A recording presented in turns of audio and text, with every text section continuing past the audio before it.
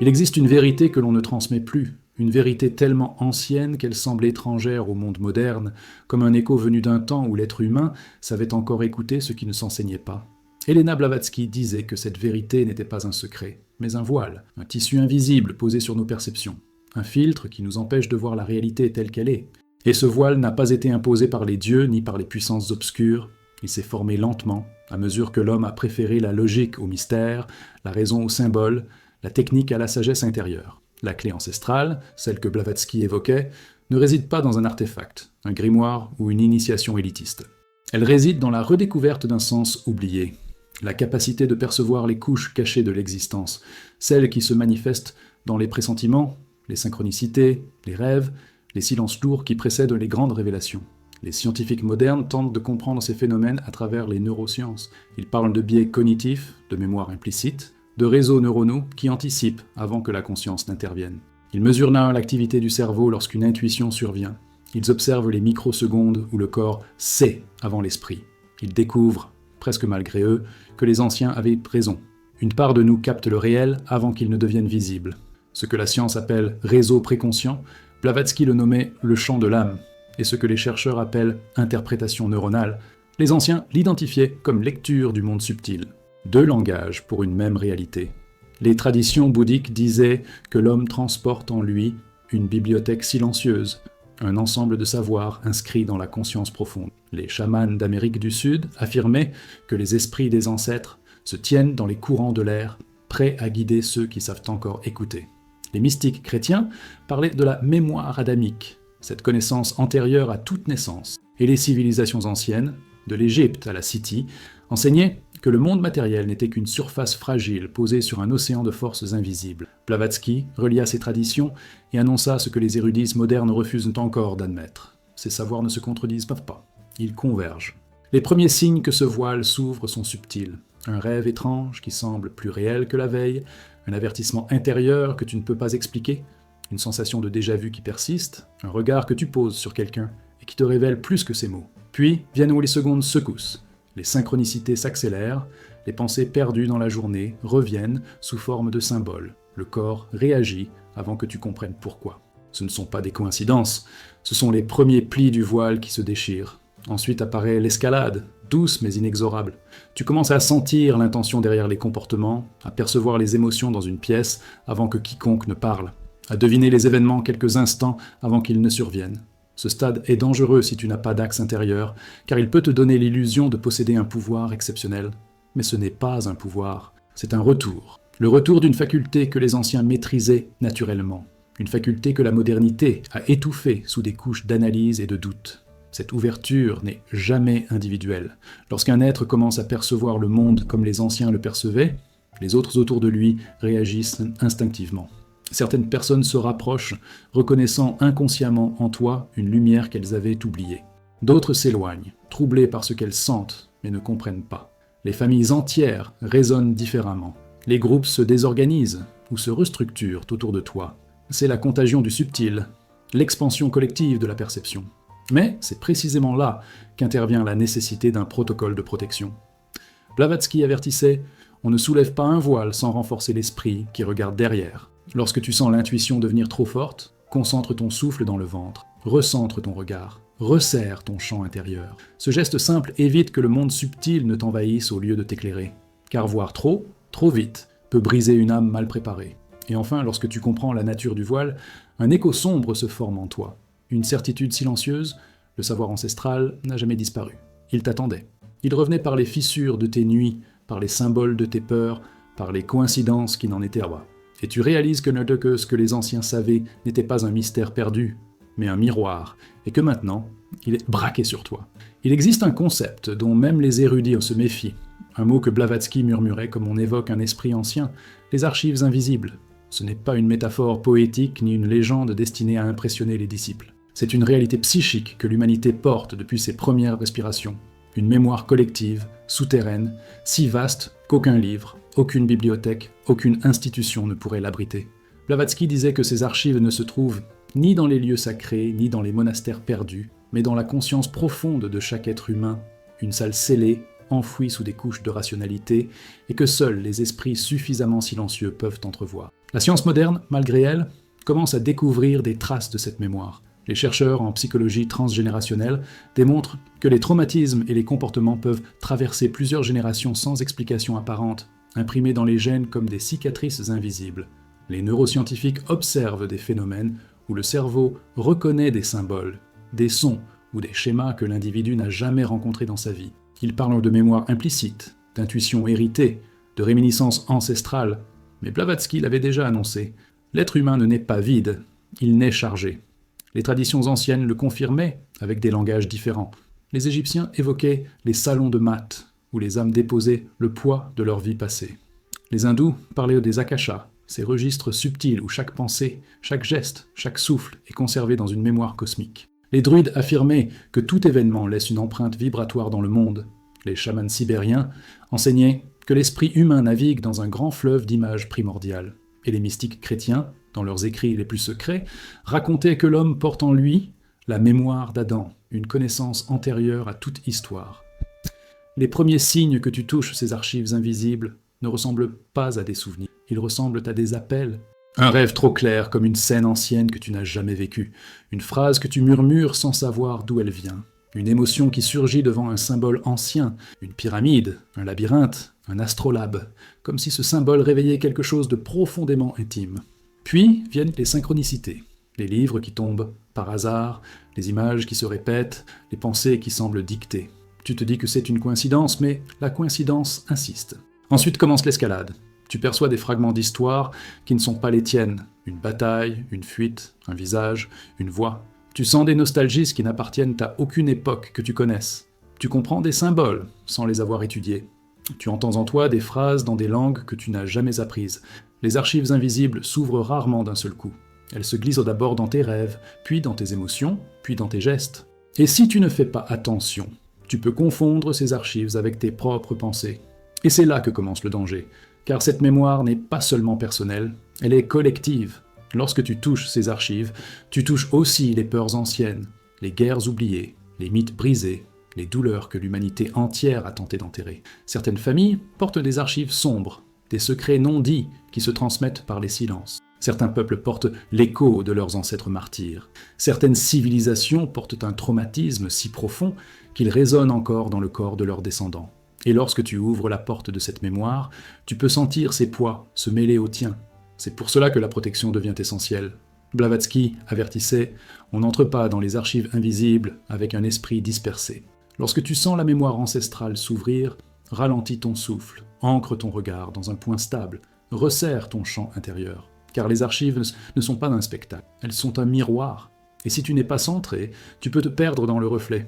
Tu dois apprendre à observer sans absorber, à recevoir sans porter, à écouter sans te laisser posséder. Et lorsque tu trouves cet équilibre fragile, ce moment où tu te tiens devant l'histoire du monde sans t'y dissoudre, une vérité sombre, mais lumineuse, se révèle. Tu comprends que ce que tu croyais être ton intuition est en réalité la voix de milliers de vies. Que tes pressentiments sont les échos d'une sagesse ancestrale, que ton élan spirituel n'est pas un caprice moderne, mais une réminiscence d'un savoir perdu. Et alors, dans un silence que rien n'interrompt, tu réalises « Les anciens ne sont jamais partis. C'est toi qui avais oublié d'écouter. » Il existe une vérité que l'histoire officielle a soigneusement effacée, une vérité que Blavatsky murmurait seulement à ceux dont le regard avait déjà traversé la surface du monde. Le savoir ancestral n'a jamais été perdu.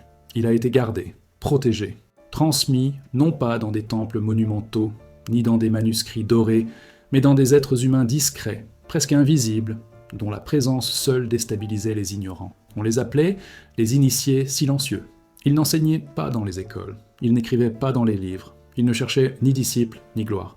Ils appartenaient à une chaîne secrète, une lignée vivante qui reliait les premiers chamans des steppes, les prêtres égyptiens, les moines tibétains, les druides de l'Ouest, les soufis du désert. Une chaîne qui continue encore aujourd'hui, même si tu ne la vois pas.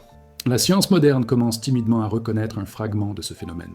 Les anthropologues observent que dans toutes les cultures, depuis les premières tribus humaines, un groupe restreint possédait un type de connaissance qui ne venait ni de l'expérience ni de l'apprentissage classique. Ils savaient où trouver l'eau avant la sécheresse, prédisaient les tempêtes sans instrument, comprenaient les maladies avant la médecine, interprétaient les rêves avec une précision qui dépasse toute statistique. Les neuroscientifiques ne parlent d'hyper-intuitifs, de cerveaux hautement intégratifs capables de relier des informations que les autres ne perçoivent pas. Mais pour Blavatsky, ces capacités n'étaient pas des anomalies, elles étaient des reliques, des traces d'un savoir primordial que l'humanité possédait autrefois naturellement. Les traditions anciennes convergent sur un point. Il existe des êtres dont la conscience n'est pas limitée à leur propre vie. Les bouddhistes les appelaient bodhisattvas, dissimulés. Les hindous parlaient des rishis, les voyants éternels. Les Grecs évoquaient les philosophes Wei, littéralement les amis de la sagesse divine, pas ceux des écoles modernes. Les Amérindiens décrivaient les chamans comme ceux qui voient dans les deux mondes. Et partout, dans chaque civilisation, surgissait cette même figure, un être qui savait, sans apprendre, ce que les autres cherchaient toute leur vie. Les premiers signes qui te relient à cette chaîne sont subtils. Une impression de déjà-vu face à certains textes, une familiarité inexplicable avec certains rituels, une sensibilité à des symboles que tu n'as jamais étudiés à dos. Tu entends des phrases dans ta propre voix intérieure comme si tu les avais héritées. Puis viennent les synchronicités.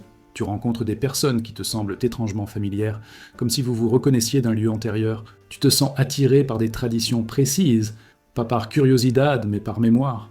Le deuxième stade est plus troublant. Ta perception se modifie. Tu commences à sentir l'énergie derrière les mots, l'intention derrière les gestes, la vérité derrière les masques. Tu distingues immédiatement la présence d'un être aligné et celle d'un être fragmenté. Tu lis les silences. Tu comprends ce que les autres ne disent pas. Ce ne sont pas des dons, ce sont des réminiscences. Tu te reconnectes à une faculté naturelle que la civilisation moderne a atrophiée. Mais c'est au troisième stade que la transformation se manifeste. Tu perçois les initiés silencieux. Ils ne se présentent pas comme maîtres, ils n'enseignent rien explicitement. Ils t'observent, te questionnent sans question, te guident par la manière dont ils existent. Ils ne te donnent jamais de réponse, ils ouvrent des portes. La tradition dit qu'on les reconnaît non pas à leurs paroles, mais à la manière dont ton esprit devient plus clair en leur présence. Ils sont des miroirs, des catalyseurs, des gardiens du passage. Ce phénomène n'est jamais isolado. Lorsqu'une personne retrouve cette sensibilité, son cercle se transforme. Les dynamiques de sa maison changent. Les conversations se modifient. Certains s'approchent, attirés par cette lumière oubliada. D'autres s'éloignent, incapaces de supporter ce qu'ils sentent, car la sagesse ancestrale n'est pas neutre. Elle a révélé. Elle montre ce que les autres cachent. Elle amplifie ce que les autres évitent. Un être reconnecté à la chaîne met en mouvement le champ entier. D'où la nécessité de protection. Blavatsky insistait « On n'approche pas la lignée des initiés avec un cœur agité. Tu dois réduire ton champ, ralentir ton souffle, ancrer ton regard avant de t'ouvrir. Car quand la porta des archives vivantes s'ouvre, tu reçois tout. Lumière, oui, mais aussi l'ombre que tu portas encore. Pour ne pas te briser, tu dois avancer lentement, sans orgueil, sans avidité, sans te croire élu. La sagesse ancestrale n'est pas un privilège, c'est une responsabilité, et dans le silence qui suit cette reconnaissance, une vérité sombrée surgit. Tu ne cherches pas les anciens, tu les réveilles en toi, et une fois qu'ils s'éveillent, tu ne pourras jamais redevenir aveugle. Il existe un paradoxe étrange, plus l'humanité avance dans la technologie, moins elle comprend ce que les anciens savaient instinctivement. Elena Blavatsky répétait que les civilisations anciennes n'étaient pas ignorantes. Elles percevaient un aspect du réel que nous avons désappris. Elles savaient lire ce que nous appelons aujourd'hui énergie, non comme une abstraction, mais comme un langage sans mots, sans son, sans écriture, mais plus précis que toute langue jamais inventée. Les anciens sentaient l'énergie comme on sent la chaleur du soleil sur la peau, directement, naturellement, sans explication. Et ce savoir, que nous considérons mystique, pour eux était simplement normal. La science moderne tente de rattraper ce retard. Les physiciens parlent de champs unifiés, de fluctuations quantiques, de réseaux invisibles qui relient toutes les particules de l'univers. Les neuroscientifiques constatant que le corps humain réagit à des stimuli, avant même que le cerveau conscient ne les identifie. Les biologistes découvrent que les cellules communiquent entre elles par des signaux électromagnétiques subtils.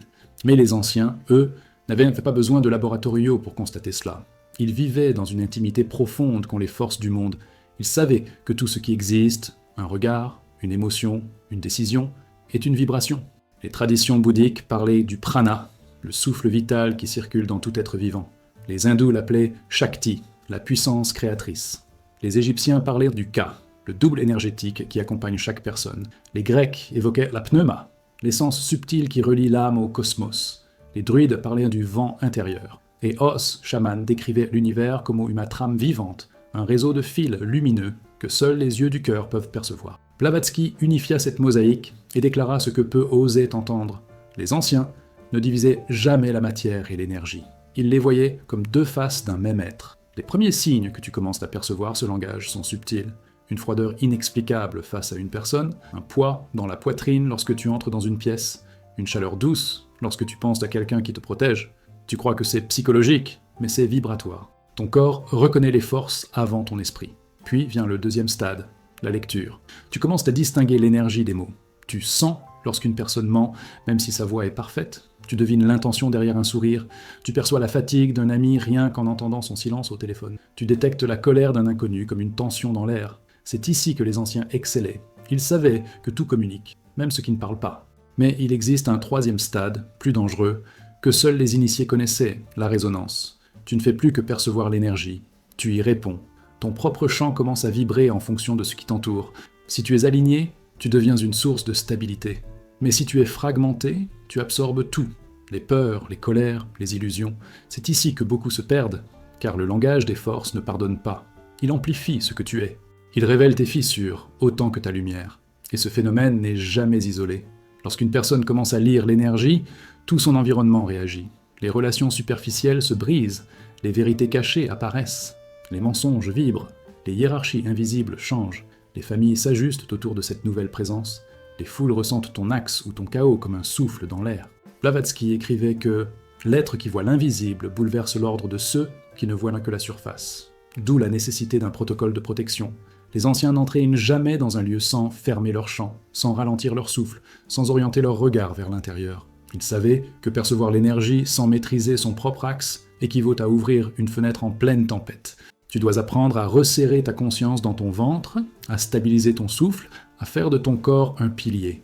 Car le langage des forces n'est pas un jeu, c'est un fleuve. Et ceux qui s'y plongent sans préparation se noient dans des courants qui ne leur appartiennent pas. Et lorsque tu maîtrises ce langage, même de façon rudimentaire, une vérité sombre se révèle à toi. Tu n'interprètes pas l'énergie, c'est elle qui te lie. Et dans ce regard silencieux du monde, tu comprends enfin que la sagesse ancestrale n'était pas symbolique, mais technique. Une technique que nous avons oubliée, mais que ton âme, elle, se souvient parfaitement. Il existe un rituel que aucun temple n'enseigne, que aucun maître ne transmet directement, car il n'appartient pas au monde extérieur. Elena Blavatsky l'appelait le rituel intérieur, un processus silencieux par lequel l'âme tente de rappeler à l'être humain ce qu'il savait avant de naître. Ce rituel n'a ni geste, ni prière, ni symbole visible.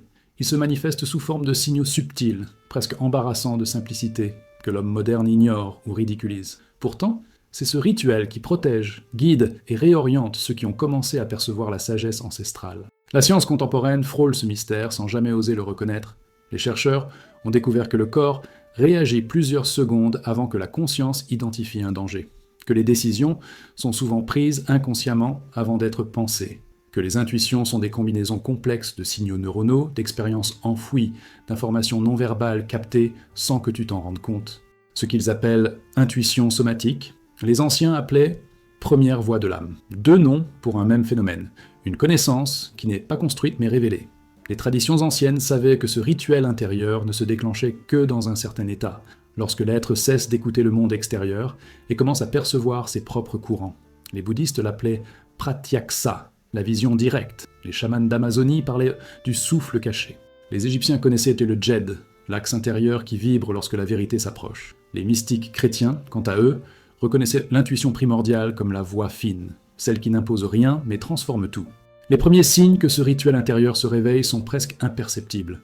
Une résistance dans ton ventre face à une situation apparemment anodine, un frisson dans la colonne lorsque quelqu'un ment, un ralentissement subtil de ton souffle au moment d'une décision. Tu dis que ce sont des sensations extraordinaires, mais il s'agit déjà de l'intuition primordiale. Elle commence toujours par le corps, jamais par la pensée. Puis vient la seconde étape, où les signes deviennent plus insistants. Des rêves étrangement cohérents, des idées qui reviennent sans raison, des synchronicités si précises que tu ne peux plus les attribuer au hasard. Tu penses à quelqu'un avant qu'il n'appelle. Tu évites un danger sans comprendre pourquoi. Tu sais ce que tu dois faire avant de savoir comment. Ce n'est jamais spectaculaire. C'est naturel. Trop naturel pour que ton esprit analytique l'accepte immédiatement. La troisième étape est la plus délicate. L'intuition primordiale se mélange à ta vie consciente. Elle se glisse dans tes conversations, dans ton regard, dans tes décisions quotidiennes. Tu sais avant de percevoir. Tu distingues le vrai du faux immédiatement. Tu comprends les intentions d'une personne avant d'analyser ses paroles. Et c'est à ce moment précis que commence le risque. Confondre intuition avec impulsant. car le rituel intérieur exige silence, non excitation. D'où l'importance de vigilance. Ce phénomène n'est jamais isolé. Lorsque ton intuition primordiale se réveille, les autres le sentent instinctivement. Certains se tournent vers toi, cherchant ton calme, comme si ta présence dissipait leurs doutes. D'autres deviennent nerveux, comme si tu percevais leurs ombres, car l'intuition ne lit pas seulement ce qui est lumineux, elle révèle aussi ce qui est dissimulé. Et tous ne supportent pas cette transparence. Blavatsky avertissait « L'intuition est un don dangereux pour ceux qui ne savent pas se protéger. D'où la nécessité d'un protocolo intérieur. Hante de agir sobre ton intuition, tu dois ralentir ton souffle, ancrer ton attention dans ton ventre, resserrer ton champ énergétique. Ce geste simple empêche les illusions émotionnelles de se faire passer pour des révélations. Il clarifie le canal. Il distingue le vrai du bruit mental. Et lorsque tu appliques ce rituel, une vérité sombre se révèle. L'intuition n'est pas une lumière qui te guide. C'est une porte qui s'ouvre sur ce que tu es vraiment. Et lorsque cette porte s'ouvre, tu ne peux plus prétendre ne pas savoir. Il existe une vérité dont presque personne n'ose parler. Une vérité que Blavatsky murmurait comme un avertissement et une révélation. Tu ne portes pas seulement ton histoire, tu portes une lignée. Non seulement la lignée de ton sang, mais aussi celles qui se tiennent derrière toi, silencieuses, invisibles, ancestrales. Car la sagesse n'est pas une lumière qui se transmet d'une génération à l'autre par l'éducation ou les mots. Elle est une vibration, un héritage qui circule comme un courant souterrain, se réveillant dans certains êtres et restant endormi dans d'autres. Les lignées familiales transmettent des gestes, des peurs, des instincts, mais il existe d'autres lignées, spirituelles, énergétiques, karmiques, que tu portes sans jamais en avoir été conscient. La science moderne commence à reconnaître ce phénomène de façon timide. Les études sur l'épigénétique démontrent que les expériences émotionnelles, les traumatismes, les élans de survie se transmettent biologiquement de génération en génération. Les neurosciences prouvent que les schémas comportementaux hérités peuvent influencer la perception, les réactions, les décisions. Les psychologues observent que les dynamiques familiales se reproduisent même lorsque l'individu tente d'y échapper. Mais ils ignorent encore l'essentiel. Ce qui se transmet ne se limite pas à la douleur ou à la peur. La connaissance aussi se transmet. Une connaissance non formulée, mais inscrite profondément. Les traditions anciennes l'affirmaient depuis toujours. Les druides parlèrent de la mémoire du clan, un esprit collectif veillant sur les siens. Les hindous évoquèrent les gotras, lignées spirituelles remontant à des maîtres invisibles. Les chamans affirmaient que certaines âmes naissent dans une famille non par hasard, mais pour réveiller ou purifier une lignée. Les mystiques chrétiens parlaient de la descente des dons, lorsqu'une lumière particulière s'incarne dans un enfant, comme une continuité sacrée. Et partout, dans chaque culture, émergeait cette même idée. Certains héritent d'une sagesse qui ne leur appartient pas personnellement, mais qui les a choisis. Les premiers signes que cette transmission sacrée se réveille en toi sont subtils. Une familiarité étrange avec des pratiques que tu n'as jamais apprises, une sensibilité aux symboles, une attirance pour certaines civilisations, certains rituels, certaines prières. Tu observes ton propre comportement et tu remarques des gestes qui ne sont pas les tiens, des intuitions qui semblent trop anciennes, trop profondes pour avoir été construites dans ta courte vie. Puis vient le deuxième stage, la résonance. Tu commences à sentir que certaines personnes de ta famille éveillent en toi des vibrations particulières, parfois de paix, parfois de tension. Tu perçois des échos dans leurs regards, comme si leurs ombres dialoguaient avec les tiennes. Tu comprends des choses que personne ne t'a expliquées. Tu ressens les non-dits. Tu devines les secrets. Ce n'est pas de la sensibilité émotionnelle, c'est de la reconnaissance. Les lignées se reconnaissent entre elles. Le troisième stage est le plus profond. Les lignées invisibles se manifestent. Ce ne sont plus les ancêtres biologiques qui te parlent, mais des courants intérieurs plus anciens. Des mémoires qui n'appartiennent à aucune famille moderne. Tu rêves de temples que tu n'as jamais visités. Tu entends des mantras que tu n'as jamais appris. Tu ressens une loyauté étrange envers des lieux, des symboles, des êtres qui semblent venir d'un autre temps. C'est ici que la sagesse ancestrale communique. Non par les mots, mais par l'empreinte. Non par l'enseignement, mais par la vibration. Et ce phénomène, comme toujours, n'est jamais isolé. Lorsque la transmission sacrée se réactive en toi, les autres le ressentent. Certains membres de ta famille s'apaisent en ta présence, comme si quelque chose en toi rééquilibrait un poids ancien. D'autres se crispent, incapables de supporter la lumière que tu portes sans le vouloir. Les dynamiques changent, les secrets remontent, les masques tombent. Blavatsky disait que lorsqu'une lignée se réveille, les ombres de la maison s'agitent. C'est exact, la transmission ne révèle pas seulement la sagesse, elle révèle aussi les fardeaux. D'où la nécessité d'un protocole de protection. Lorsque tu sens que tu portes plus que ta propre histoire, tu dois ancrer ton souffle, resserrer ton champ énergétique, refuser de confondre ce qui t'appartient et ce qui appartient à ceux d'avant. Tu dois observer sans porter, reconnaître sans absorber, aimer sans te sacrifier. Car les lignées, qu'elles soient familiales ou invisibles, cherchent parfois un être sensible pour déposer ce qu'elles n'ont jamais pu résoudre. Ton rôle n'est pas de porter leur poids, ton rôle est de voir. Alors, dans ce regard clair, surgit une vérité sombre mais libératrice. Tu n'es pas le produit de ton passé. Tu es celui qui vient mettre un terme à ce qui n'a jamais été guéri. Et c'est dans ce geste silencieux que commence la véritable sagesse ancestrale. Il existe un paradoxe que la sagesse moderne refuse d'admettre, un paradoxe que Blavatsky enseignait avec une lucidité tranchante. Ce n'est pas la lumière qui protège l'homme du chaos, c'est son rapport à l'ombre.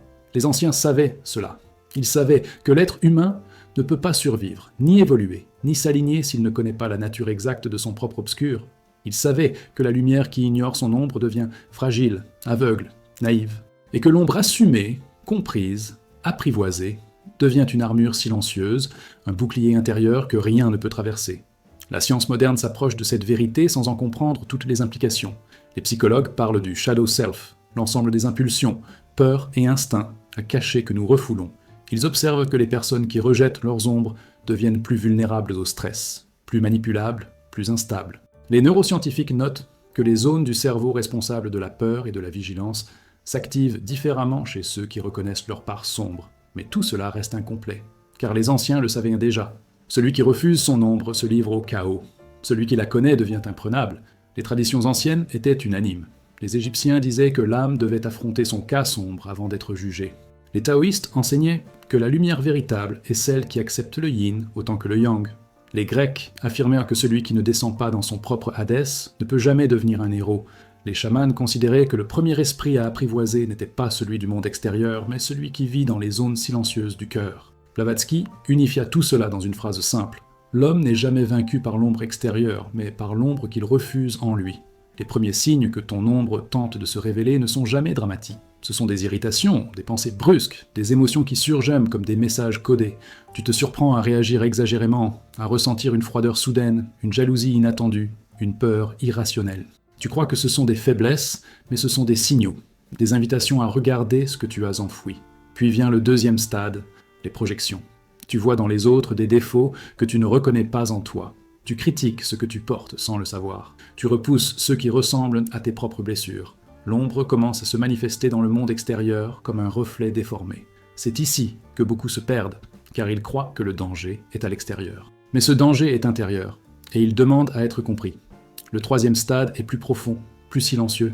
Tu commences à entendre ton ombre, pas comme une voix étrangère, mais comme une lucidité brutale. Elle te montre tes véritables peurs, tes véritables désirs, tes véritables limites. Elle t'oblige à admettre que tu n'es pas seulement lumière, douceur ou sagesse.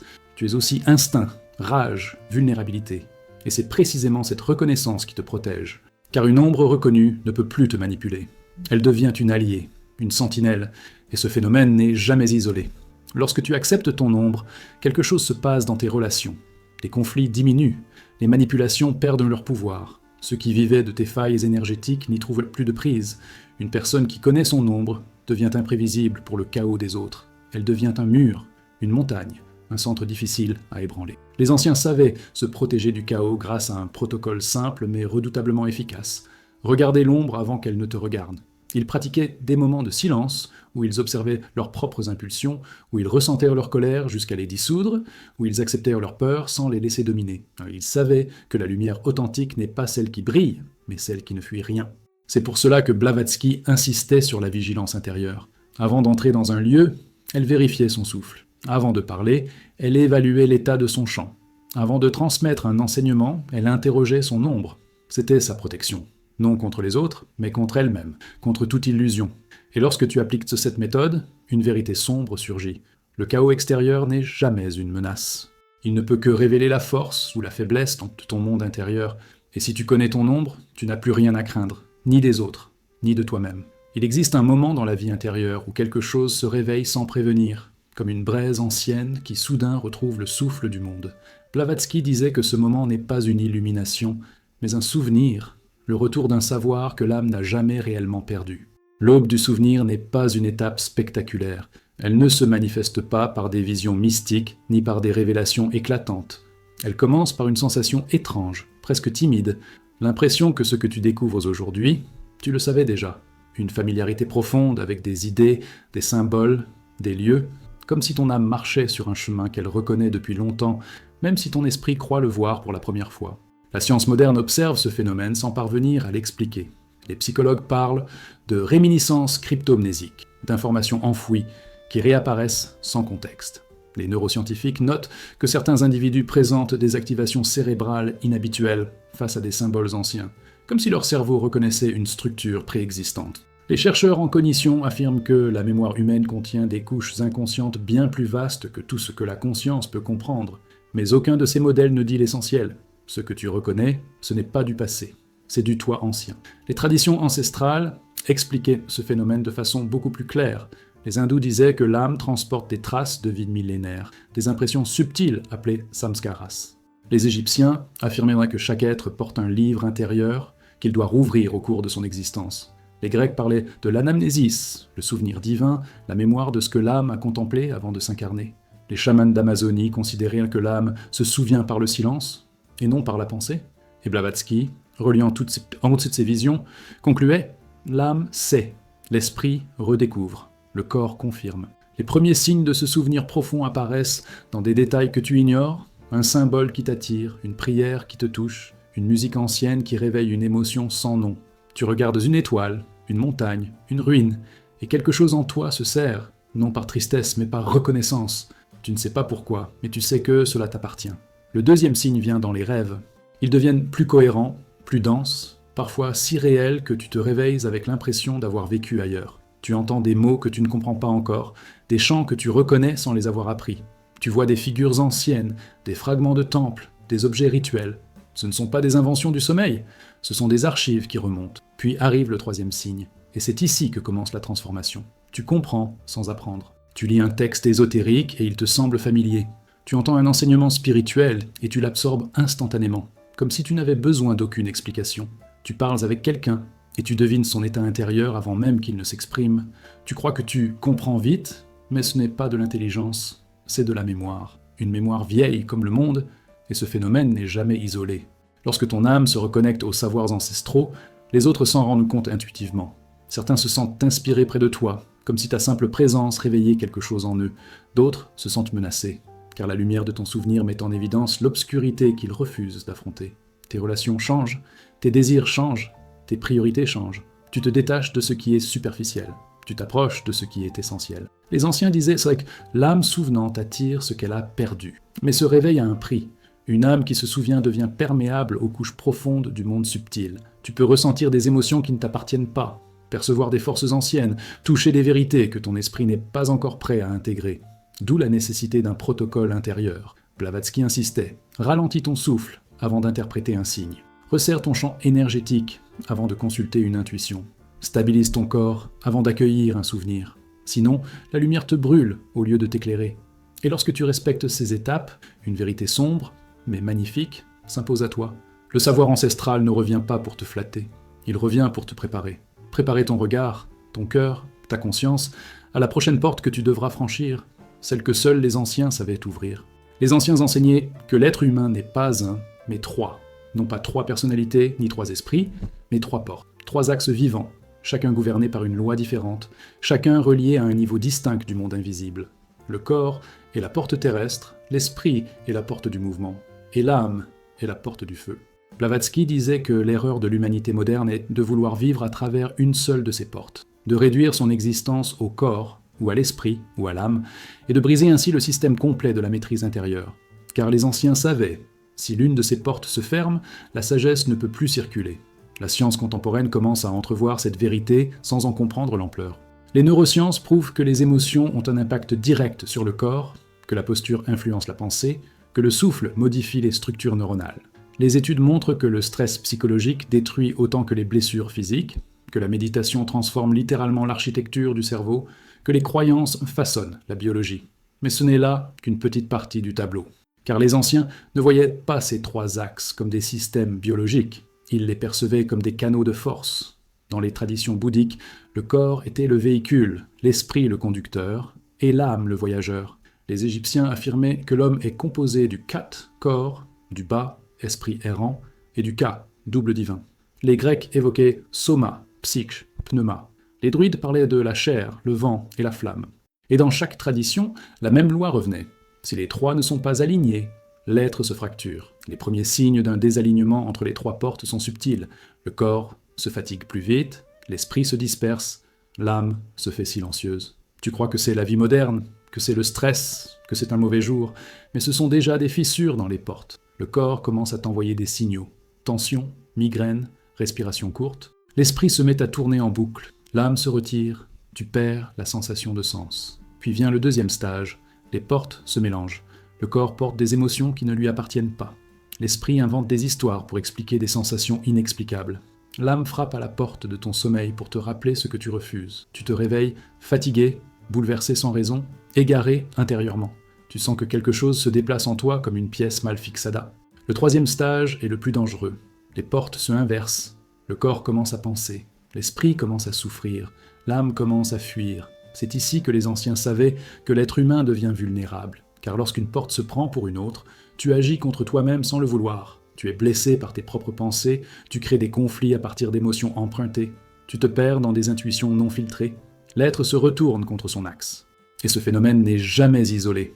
Lorsque tes trois portes se dérèglent, celles des autres résonnent. Les tensions se propagent, les silences s'alourdissent, les malentendus explosent, une famille se désaligne, un groupe se fragilise, une communauté entière perd son centre. Les anciens savaient que l'être humain n'est jamais seul dans ses déséquilibres. Les portes vibrent ensemble. Blavatsky disait « Un être désaccordé peut faire vaciller 10 âmes qui n'ont rien demandé ». D'où la nécessité d'un protocole de protection, non pas un rituel extérieur, mais un acte intérieur simple et puissant, ramener chaque porte à sa place. Pour le corps, ralentir, respirer, ressentir sans juger. Pour l'esprit, observer sans croire, laisser passer sans s'accrocher. Pour l'âme, ouvrir un espace silencieux, même minuscule, où elle peut revenir sans être écrasée. Lorsque tu réalignes les trois portes, quelque chose d'extraordinaire se produit. Le corps se détend, l'esprit devient clair, l'âme se rallume. C'est une sensation d'ordre, de densité, de vérité. Et dans ce moment rare, un écho sombre apparaît. Les anciens ne maîtrisaient pas le monde parce qu'ils étaient puissants. Ils le maîtrisaient parce qu'ils savaient se maîtriser eux-mêmes. Et tant que toi aussi, tu n'ouvriras pas ces trois portes dans le bon ordre, tu continueras à frapper à la mauvaise entrée de ta propre existence. Il existe une sensation ancienne qui t'accompagne depuis l'instant où tu as commencé à penser par toi-même, une sensation silencieuse et pourtant insistante que tu n'as jamais réussi à expliquer avec les mots du quotidien.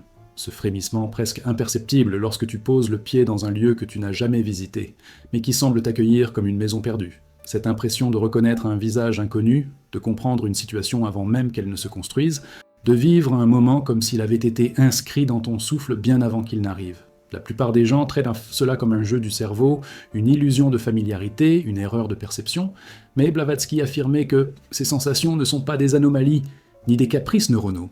Elles sont les fissures du voile qui recouvrent la mémoire profonde de ton âme, les premières preuves que ce que tu perçois comme du hasard n'est en réalité qu'un souvenir qui remonte. Car l'âme, disait-elle, ne découvre jamais rien, elle se souvient. Les explications rationnelles tentent de dissoudre ce mystère en parlant d'interférences de mémoire, de boucles cérébrales mal synchronisées, ou d'interprétations automatiques produites par le cortex. Pourtant, aucune de ces théories ne capture ce que tu ressens réellement lorsque ce phénomène t'enveloppe. Cette densité dans la poitrine, ce ralenti presque sacré du temps, cette certitude intime que quelque chose en toi connaît la scène avant que la scène n'existe. Les traditions anciennes reconnaissaient cette sensation comme l'une des manifestations les plus claires de la sagesse ancestrale. Les Grecs parlaient d'anamnésis, la mémoire de l'âme, la réminiscence divine. Les hindous affirmaient que certaines impressions ne viennent pas d'une vie, mais de plusieurs. Les Égyptiens enseignaient que le cœur, et non l'esprit, est le siège du souvenir éternel. Et les chamans disaient simplement que l'âme revient toujours là où elle a laissé son dernier pas. Les premiers signes de ce retour du savoir ancestral ne se manifestent jamais par des visions grandioses, mais par des murmures intérieurs, une intuition trop précise, un geste que tu fais naturellement comme s'il avait été appris dans une autre existence, une compréhension immédiate de symboles que ton intellect n'a jamais étudiés.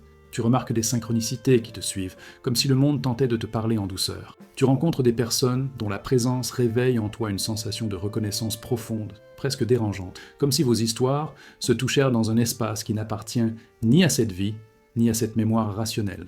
L'âme commence par frapper doucement avant d'ouvrir la porte. Puis vient le stade où les coïncidences cessent d'être des coïncidences. Tu rêves de lieux qui existent réellement. Tu ressens des avertissements subtils qui se confirment.